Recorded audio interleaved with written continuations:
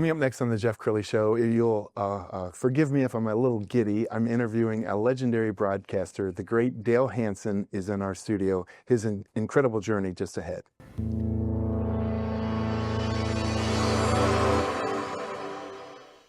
Many are predicting that the worst is yet to come, which is unfortunate, said one person here. Until now, they've enjoyed the reputation of being the nation's icebox. Watched a burglar in his home this morning by webcam. As a journalist of over 25 years, stories are what make my world turn. Reporting live from the Dallas newsroom tonight, Jeff Crilley, Fox 4 News. But in 2008, I took the jump from my familiar life and started a PR firm from my home. We're talking about anyone with a camcorder like the one I'm using becomes a television network. We started slowly growing the company, and we now have over 100 clients, and we've branched into the world of live digital broadcasting. I now own 8 different TV studios and have a huge team, and the stories that I now get to share are sometimes the most important of my life. Life has a funny way of coming around full circle. This is the Jeff Crilley Show.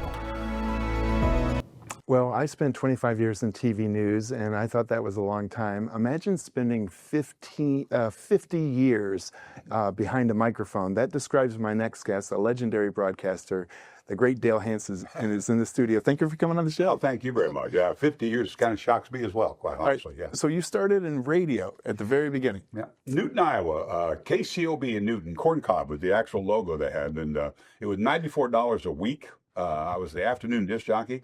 And my dad wanted to kill me. He thought it was the dumbest thing I had ever done. It was a job that I'd always dreamed about doing, was being that afternoon disc jockey, spinning records and telling jokes. And about 3 months in, I realized this might be the worst job in America. I mean, I couldn't stand it. Luckily, I ended up becoming a news anchor for the radio station, and they raised it from $94 a week to $120 a week. And I swear to you, Jeff, I thought to myself, how do you spend all that money? I mean, I couldn't imagine what I was going to do with $120 a week. And but news saved me. Wow. I always wanted to be a disc jockey, but getting into news and then eventually sports, which I did think I brought a little bit of my news background to sports coverage, that it saved my life and led to an unbelievable 50 years for me. Incredible career, and as you were retiring from Channel 8, they did tribute videos. I found one that I want to run right now. Let's go ahead and play it. Well, tonight is the night. Dale Hansen signing off, ending a 38-year career here at WFAA. It is truly the end of an era, as our Chris Sadeghi tries to remember it all in this morning's Daybreak Rewind. Taxi! Who would have thought a 38-year journey starts with a taxi ride? Where to, buddy? Channel 8. And it's been a wild ride ever since. Imagine how fast this car could go if I wasn't sitting in it. With a guy even the legends know by name. I knew a Dale Hansen is. Unfortunately, right? Unfortunately. I still remember Dale Hansen countdown when I first came into the league. So. Even if it took a few tries. This has been a great year, Ted. Dale. That's a good sign for my future right now, isn't it, here? A guy never afraid to take a swing. Any day, because I came to Dallas. Or even take a few hits. Start hitting my other arm. Start hitting my other arm next time around. He said when Bootsy Larson left, you handed the money over to him. No, Dale, that is wrong. For the stories that changed our teams. Would that result in the so-called death penalty for SMU football? I assumed that it could. And after 29 years, this is Jimmy Johnson's office now. And the ones that shaped our city. The arrogance of Bum Bright, Jerry Jones, and Jimmy Johnson to show up in Dallas before Landry's been told he's fired boggles the mind. A guy who reminded us there's more than sports. We changed the culture of domestic violence. We changed the future. The world will not be destroyed by those who do evil, but by those who watch them without doing anything. I don't think you know the true meaning of the word love until you've been owned by a dog. And Miss Haley owned me for more than 10 years. Pray they turn out right. Thank God for kids. Including what mattered most. All I want those two kids to do is continue the dream, challenge society, and try to change it for the better if they can. And I think they're going to do that. A guy who made you feel something. I mean, there is nobody that is down the middle when it comes to Dale Hansen. You either hate him or you detest him. And after lights the party's over. They say that all good things must end. All Let's thanks call to it a night. taxi ride, The finally party's reaching its over, destination. And tomorrow starts the same old thing again. In Dallas, I'm Chris Sadeghi. All right, yeah. I mean, but your life was more than just covering sports, because you started a very popular commentary. When did you start that? Oh, I started writing them actually in the late 80s, around the SMU investigation in 1986. Marty Hay was our news director, and he wanted me to write a commentary that night when we broke that story. And that kind of started it. But back in the 80s, I would do a commentary, and it would go all the way to Mesquite. And every so often it would sneak its way down to Tyler, and that was about it. But I dabbled in writing commentaries off and on, but never got much traction with them, you know. And then into the 2000s, I think it all started to change with the social media. And then, of course, when I wrote the Michael Sam commentary in 2014, that's the one that kind of put me on the national map. And it's kind of a lesson I try to tell people about. I was like 65 when I wrote that. Wow. And I'm thinking I'm going to retire like at 64, 65. And probably my best years in television was 65 to 73. Wow. My age. And I'm like, I could have been gone if it hadn't been for Michael Sam. I'm serious. I might have been gone if it hadn't been for Michael Sam. And that went viral, and many others went viral. Let's go ahead and run a highlight reel. Kids have to be taught to hate. We argue about gun control, birth control. And it's our parents and grandparents. We disagree about the religion we choose. Who teach us to hate. So every commentary, I'm sitting there, popcorn. We have been quiet too long. Drink in hand like, go Dale, go Dale, go. Michael Sam would be the first openly gay player in the NFL, says he knows there will be problems and they've already started. It was the Michael Sam commentary that went viral. You beat a woman and drag her down a flight of stairs, pulling her hair out by the roots, you're the fourth guy taken in the NFL draft. It still gives me goosebumps. When I listen to Michael Sam, I do think it's time to celebrate him now. I mean, come on, when you have someone like Snoop Dogg resharing stories and Ellen DeGeneres putting you on their show. We really do need people like you. We need heterosexual people that speak out and say, this is not okay. I think we're slowly breaking down these barriers on both. He became an ally that day, and he raised his voice when he didn't need to. Didn't have to. I'm not always comfortable when a man tells me he's gay. I don't understand his world, but I do understand that he's part of mine. When you have someone like Dale Hansen saying that with such a megaphone to his mouthpiece, people listen. Michael Sam commentary, I think, is the one that took people so much by surprise, mainly because all of us tend to put people in a box. I would say well-seasoned white man. You wouldn't really think that he was an LGBTQ ally if you really didn't start talking to him. Dale has always been kind of outspoken for those who are on the margins of society. We all know somebody. You might not think you do, but I know you do, because you all know me. His vulnerability gives other people the courage to be vulnerable as well.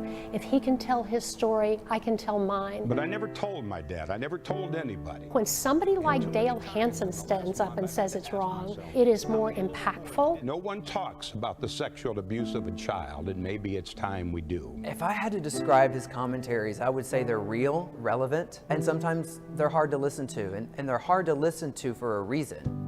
My best friend in high school was killed in Vietnam, and he did not die so that you could decide who is a patriot and who loves America more. Once you commit yourself to riding that train for freedom, for justice, you're on it for the ride. The young black athletes are not disrespecting America or the military by taking a knee during the anthem. They are respecting the best thing about America. And that's what's so refreshing about Dale, is that he's not concerned so much about the consequences, but is more concerned about speaking his truth. We see the sort of righteous fury in the political commentaries, but you and I know him, Jonah. Dale's a big old teddy bear. Really? That is shocking. He has this sort of velvet hammer approach. Dr. Seuss was right. Don't cry because it's over. Smile because it happened. He'd kill me for saying this, but it's that sort of teddy bear thing, right? Where like at the end of the day, he just means well and he really just wants and loves everybody. That looks like Gene Hackman in Birdcage. Just a little bit. From opening up his home to standing on stage to standing in front of the camera, he utilizes his platform for good. The world will not be destroyed by those who do evil, but by those who watch them without doing anything. Albert Einstein. You know, whether you agree or disagree with what Dale says, I hope you know that wasn't for show. Dale deeply, deeply believed every single word that he said.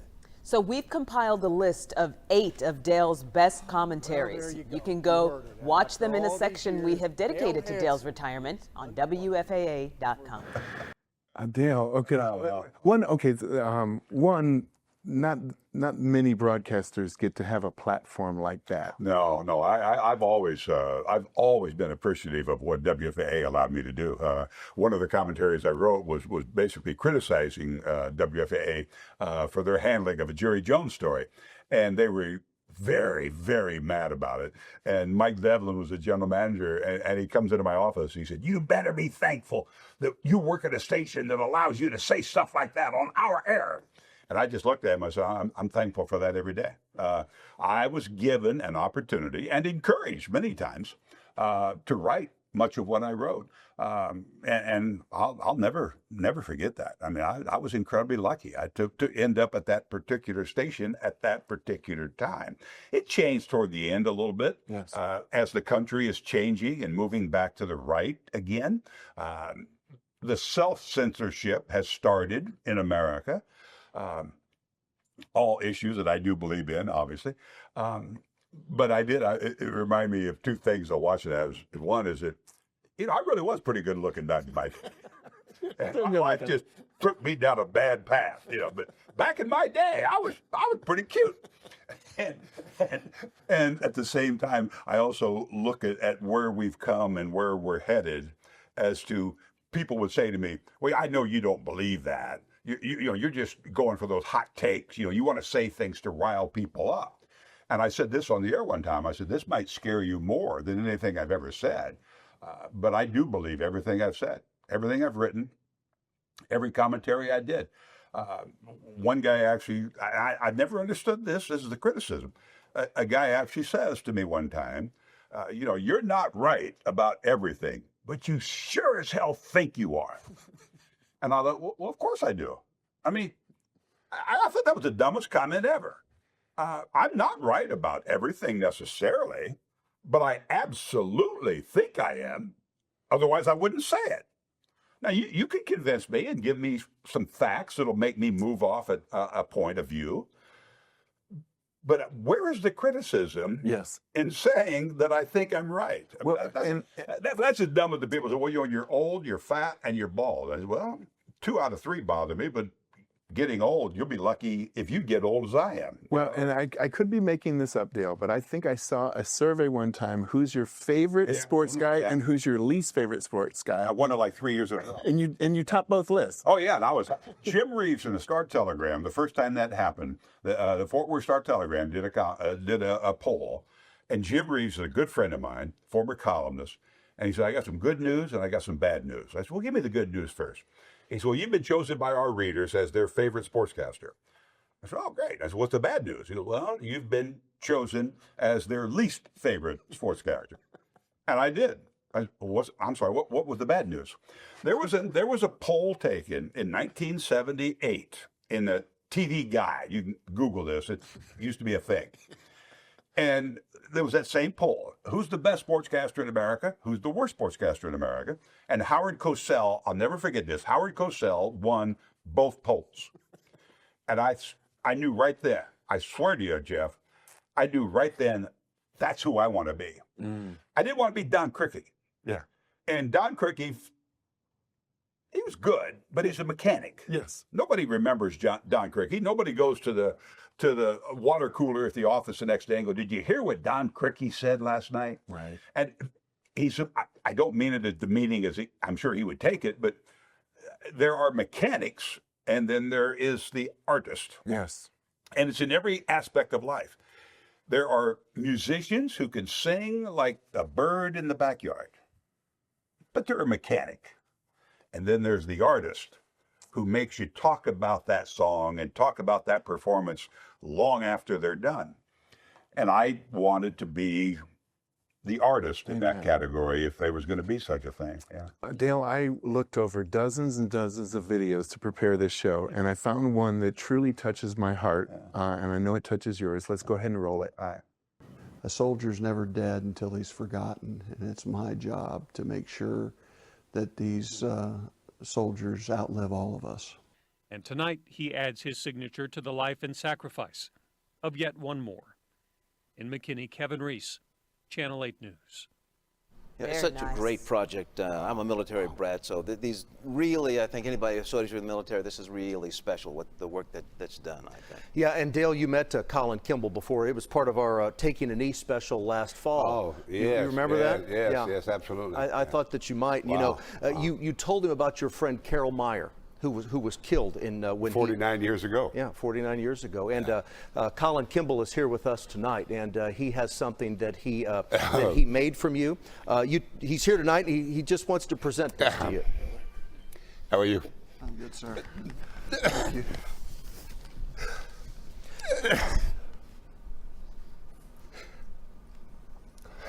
I didn't mean to make you. No, that's all right. Everybody knows every time I go to a banquet, my wife says, "You're not going to talk about Carol Meyer, are you?" Because this is one of my very, very best friends. And it has been 49 years since he was killed in Vietnam. And I'm bound to get over it someday. But I'm not over it yet. No.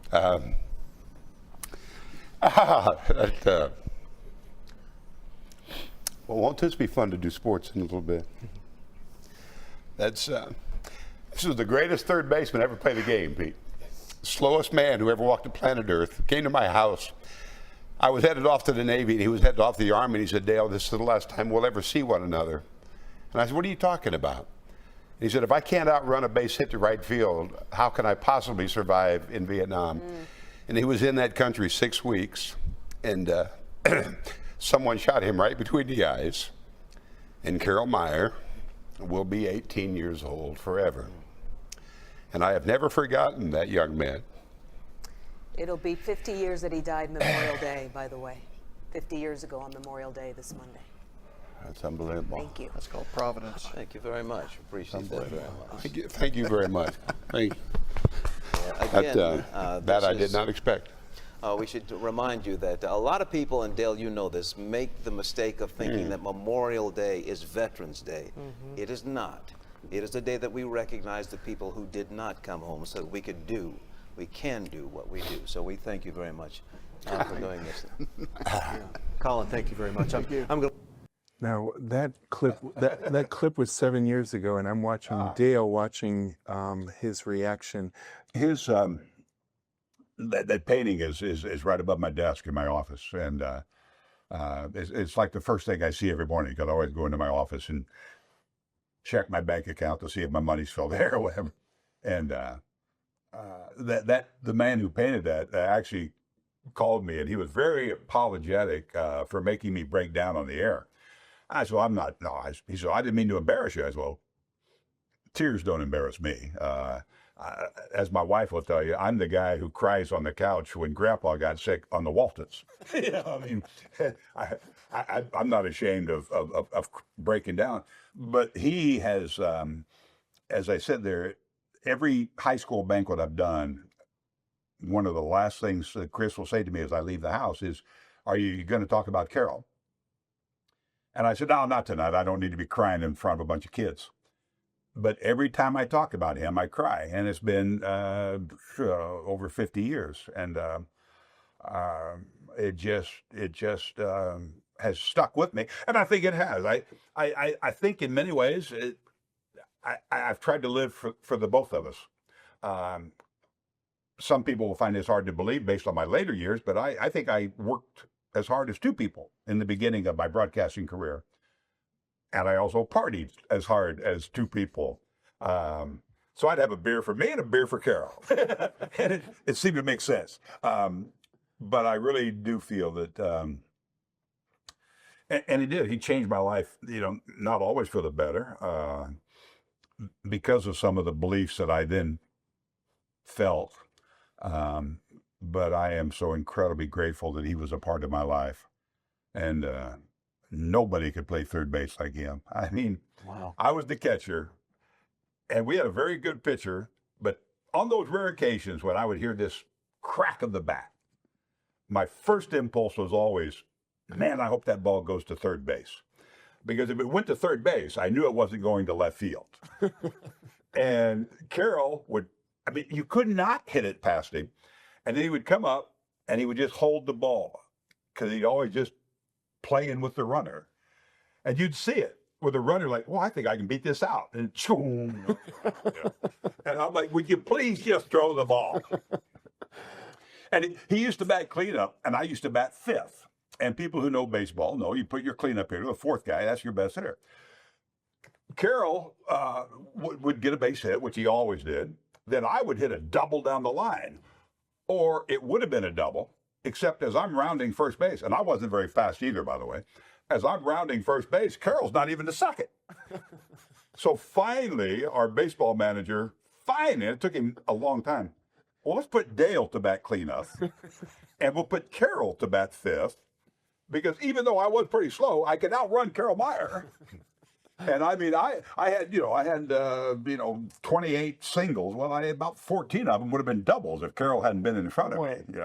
And that was the last night we were together. We're sitting there drinking beer in my dad's driveway, and I'll never forget that line.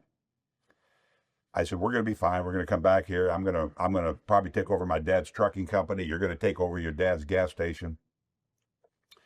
And the last thing he said to me before I got out of the car was, if I can't outrun a base hit to right, how can I possibly outrun a bullet in Vietnam?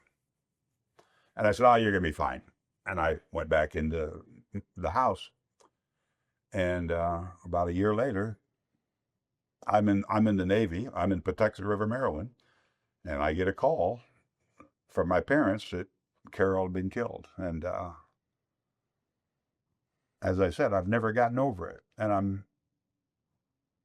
kind of happy about the fact that I haven't.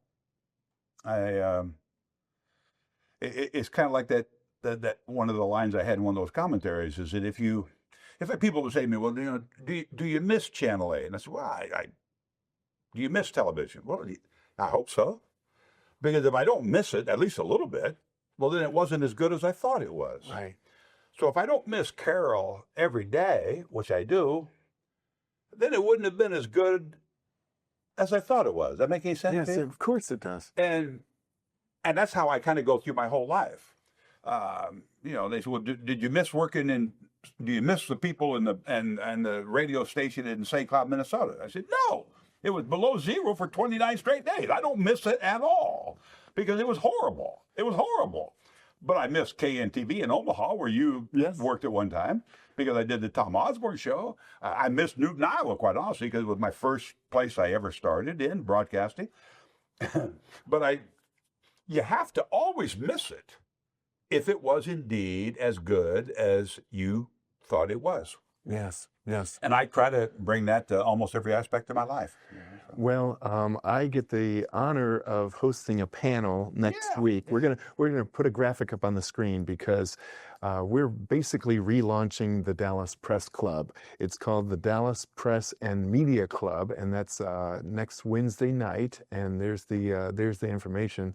But the Dallas Press Club was very vibrant for generations, and I think they disbanded a few years ago. We had a great press club in Omaha when I was working up there, and I loved it, and I hope this thing takes off again as well, because bringing people in the media together is so beneficial on so many sides. Yes.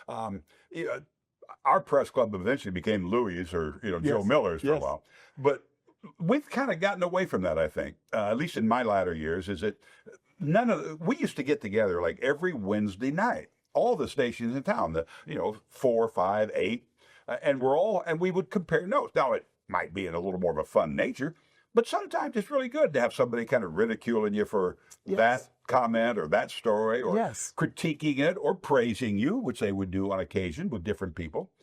And I think a press club that could bring the media back together would benefit everybody. And the fact that I think bringing back some press club awards is very important. People like to be recognized for the work they do. And that got off the rails as well, toward the end. And you can cut this out and go on, but it is one of my all-time favorite stories. In 1986, we did the SMU story that shut down the SMU football program. Byron Harris basically exposed nationwide the savings and loan scandal, and he's winning awards. And so I'm winning awards for the SMU story. If I didn't win it, Byron's winning them for the savings and loan scandal. So we're at the press club awards banquet, and I turn my chair around so that I can get to the stage a little quicker because I'm pretty sure I'm going to win. And then I realize, well, that's not me they're talking about. So I looked over at Byron Harris and I said, Byron, congratulations. He said, thank you. Byron turns his chair around so he can get to the stage. And the winner is Scott Pelley for faulty light towers at DFW Airport. And now Scott Pelley was a brilliant, and still is, reporter. Yes. But his story was, if they don't maintain these light towers at DFW, in the next 15 to 20 years, they might fall over and hit a car. And Marty Haig, our news director, and it was judged by the University of Missouri. And Marty Haig calls the university. What the hell are you thinking? And he goes, well, you're Station 1. He goes, no. That was the goofiest story ever. And the guy says to Marty Haig, well, Scott had an independent engineer look at the light towers. And he goes, as compared to what Dale and John Sparks and we did for the SMU story with the FBI agents, the lie detector test, handwriting analysis, what Byron Harris did with an independent accounting firm, faulty light towers. And the next thing you know, he's on CBS. And I'm like, Scott Pelley we all knew this guy's going to be a network star. I don't think he was much of an anchor, quite frankly, but he's a great reporter.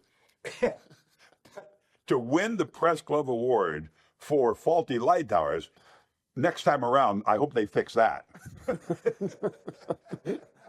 All right, Dale, we're almost out of time. So final thoughts. What do you want to leave people with?